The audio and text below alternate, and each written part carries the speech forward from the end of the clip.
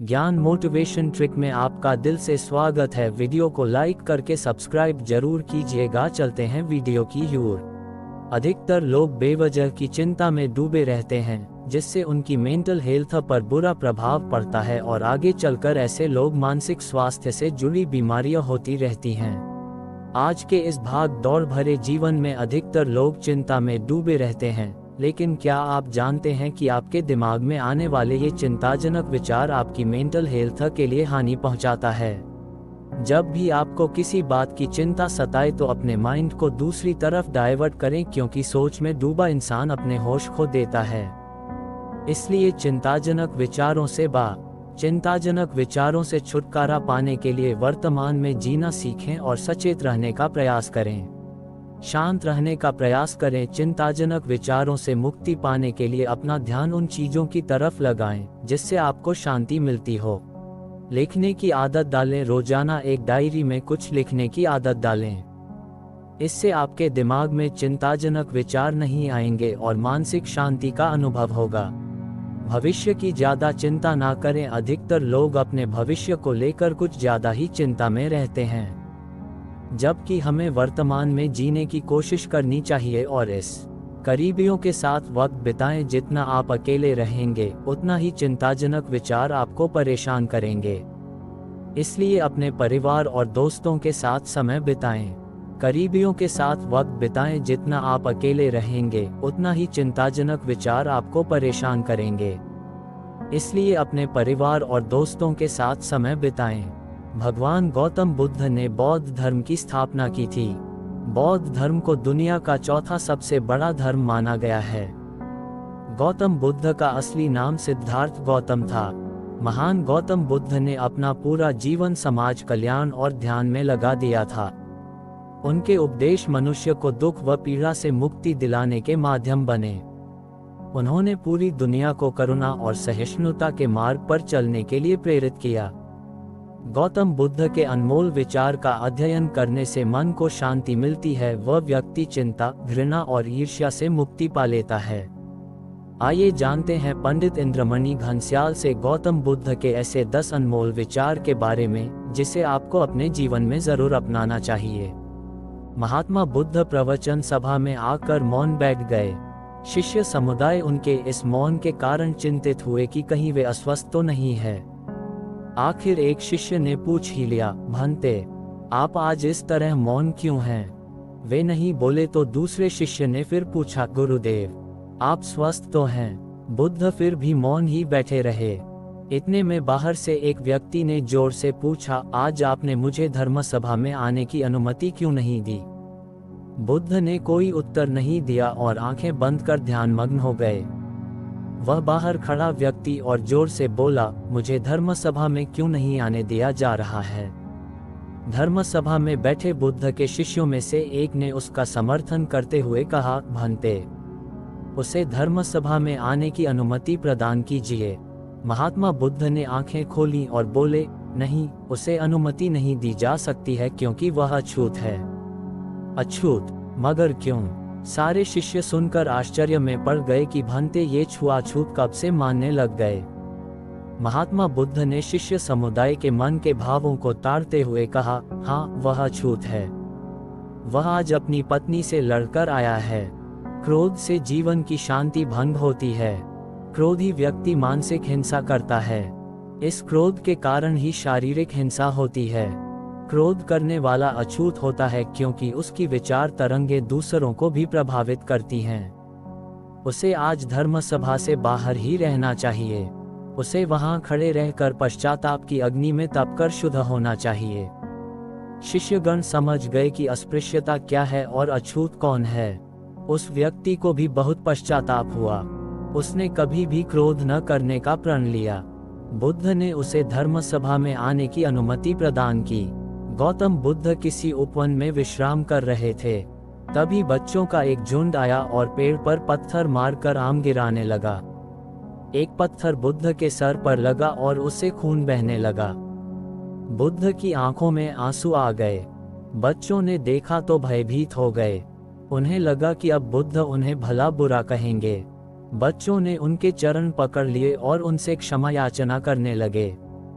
उनमें से एक बच्चे ने कहा, हमसे बड़ी भूल हो गई है, मेरी वजह से आपको पत्थर लगा और आपके आंसू आ गए।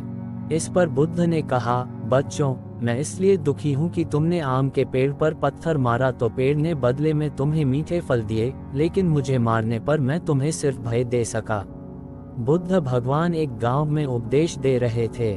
उन्होंने कहा कि हर किसी को धरती माता की तरह सहनशील तथा क्षमाशील होना चाहिए। क्रोध ऐसी आग है जिसमें क्रोध करने वाला दूसरों को जलाएगा तथा खुद भी जल जाएगा। सभा में सभी शांति से बुद्ध की वाणी सुन रहे थे, लेकिन वहां स्वभाव से ही अतिक्रोधी एक ऐसा व्यक्ति भी बैठा हुआ था जिसे ये सारी बातें बेतुकी लग रही थी। वह कुछ देर ये सब सुनता रहा, फिर अचानक ही आग बबूला होकर बोलने लगा, तुम पाखंडी हो, बड़ी बड़ी बातें करना यही तुम्हारा काम है, तुम लोगों को भ्रमित कर रहे हो, तुम्हारी ये बातें आज के समय में कोई मायने नहीं रखती। ऐसे कई कटु वचनों सुनकर भी बुद्ध शांत रहे। अपनी बातों से ना तो वह दुखी हुए, ना ही कोई प्रतिक्रिया की। ये देखकर वह व्यक्ति और भी क्रोधित हो गया और उसने बुद्ध के मुंह पर थूककर वहां से चला गया। अगले दिन जब उस व्यक्ति का क्रोध शांत हुआ तो उसे अपने बुरे व्यवहार के कारण पछतावे की आग में जलने लगा और वह उन्हें ढूंढते हुए उसी स्थान पर पहुंचा, पर बुद्ध कहाँ मिलते, वह तो अपने शिष्यों के साथ पास वाले एक अन्य गांव निकल चुके थे। व्यक्ति ने बुद्ध के बारे में लोगों से पूछा और ढूंढते ढूंढते जहां बुद्ध प्रवचन दे रहे थे वहां पहुंच गया। उन्हें देखते ही वह उनके चरणों में गिर पड़ा और बोला, मुझे क्षमा कीजिए प्रभु। बुद्ध ने पूछा, कौन हो भाई, तुम्हें क्या हुआ है, क्यों क्षमा मांग रहे हो? उसने कहा, क्या आप भूल गए, मैं वही हूँ जिसने कल आपके साथ बहुत बुरा व्यवहार किया था। मैं शर्मिंदा हूँ, मैं मेरे दुष्ट आचरण की क्षमायाचना करने आया हूँ। भगवान बुद्ध ने प्रेम पूर्वक कहा, बीता हुआ कल तो मैं वही छोड़कर आया गया और तुम अभी भी वही अटके हुए हो। तुम्हें अपनी गलती का आभास हो गया, तुमने पश्चाताप कर लिया, तुम निर्मल हो चुके हो, अब तुम आज में प्रवेश करो। बुरी बातें तथा बुरी घटनाएं याद करते रहने से वर्तमान और भविष्य दोनों बिगड़ते जाते हैं। बीते हुए कल के कारण आज को मत बिगड़ो। उस व्यक्ति का सारा बोझ उतर गया। उसने भगवान बुद्ध के चरणों में पड़कर क्रोध त्याग का तथा क्षमाशीलता का संकल्प लिया। बुद्ध ने उसके मस्तिष्क पर आशीष का हाथ रखा।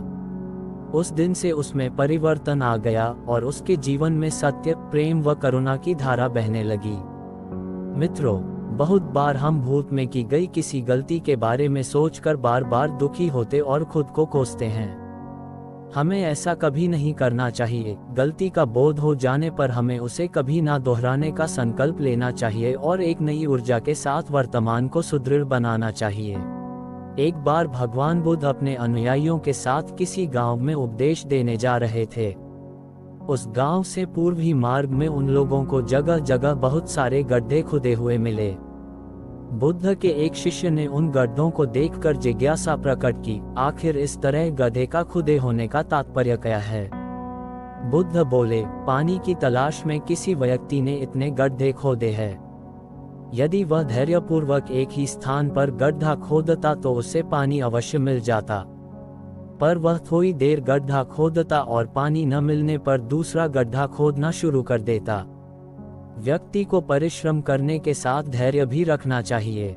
एक बार गौतम बुद्ध सिंसवा वन में पर्णशैया पर विराजमान थे कि हस्तकालबक नामक एक शिष्य ने वहां आकर उनसे पूछा, भंते, कल आप सुखपूर्वक सोए ही होंगे? हाँ कुमार, कल मैं सुख की नींद सोया। किंतु भगवन, कल रात तो हिमपात हो रहा था और ठंड भी कड़ाके की थी। आपके पत्तों का आसन तो एकदम पतला है, फिर भी आप कहते हैं कि आप सुख की नींद सोए। अच्छा कुमार, मेरे प्रश्न का उत्तर दो। मान लो किसी गृहपति के पुत्र का कक्ष वायु रहित और बंद हो, उसके पलंग पर 4 अंगुल की पोस्तीन बिछी हो, तकिया कालीन का हो तथा ऊपर वितान हो और सेवा के लिए 4 भार्याएं तत्पर हों, तब क्या वह गृहपति पुत्र सुख से सो सकेगा? हाँ भंते, इतनी सुख सुविधाएं होने पर भला वह सुख से क्यों न सोएगा? उसे सुख की नींद ही आएगी। किंतु कुमार, यदि उस गृहपति पुत्र को रोग से उत्पन्न होने वाला शारीरिक या मानसिक कष्ट हो, तो क्या वह सुख से सोएगा? नहीं भंते, वह सुख से नहीं सो सकेगा। और यदि उस बृहस्पति पुत्र को द्वेष या मोह से उत्पन्न शारीरिक या मानसिक कष्ट हो, तो क्या वह सुख से सोएगा? नहीं भंते, वह सुख से नहीं सो सकेगा। कुमार तथागत की राग, द्वेष और मोह से उत्पन्न होने वाली जलन जड़ मूल से नष्ट हो गई है, इसी कारण सुख की नींद आई थी। वास्तव में नींद को अच्छे आस्तरण की आवश्यकता नहीं होती। तुमने ये तो सुना ही होगा कि सूली के ऊपर भी अच्छी नींद आ जाती है। सुखद नींद के लिए चित्त का शांत होना परम आवश्यक है, और यदि सुखद आस्तरण हो तब तो बात ही क्या। सुखद नींद के लिए वह निश्चय ही सहायक होगा। एक बार भगवान बुद्ध भिक्षा के लिए एक किसान के यहाँ पहुँचे। तथागत को भिक्षा के लिए आया देखकर किसान उपेक्षा से बोला, श्रमण मैं हल जोतता हूँ और तब खाता हूँ, तुम्हें भी हल जोतना और बीज बोना चाहिए और तब खाना खाना चाहिए। बुद्ध ने कहा, महाराज मैं भी खेती ही करता हूँ। इस पर किसान को जिज्ञासा हुई, बोले, गौतम मैं न तुम्हारा हल देखता हूँ, ना बैल और नहीं खेती के